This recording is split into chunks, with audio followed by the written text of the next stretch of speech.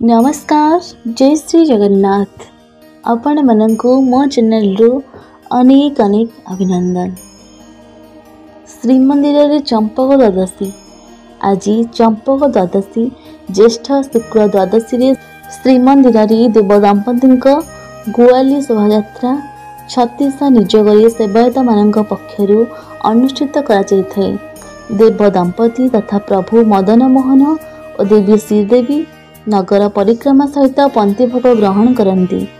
देउଳରେ सकाळ धूप और भोगमंडप पर भितर आलट लगी महास्नान कराଯାଇଥାଏ।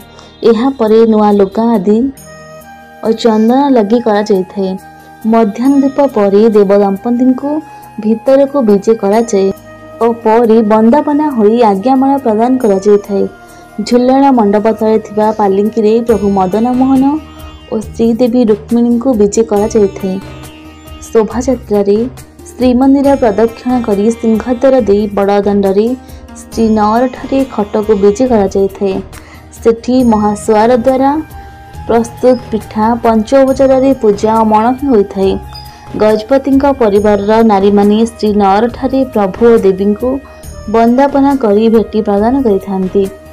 एहा परे बरकन्या सेवक मानक द्वारा नगर परिक्रमा करने सहित पंक्ति भोग ग्रहण करती।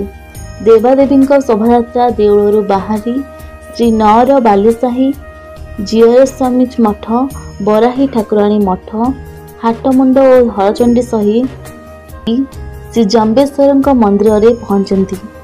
सेठारे पंचुग्रासी भोग सहित वंदापना होइଥାଏ। सेठारो देवादेवी माने मणिकर्णिका साही और गांडुआ चौरा स्थित श्री कपालमोचन मंदिर सम्मुख रास्ता दे श्रीमंदिर को बाहुड़ा विजे करती। जय श्री जगन्नाथ।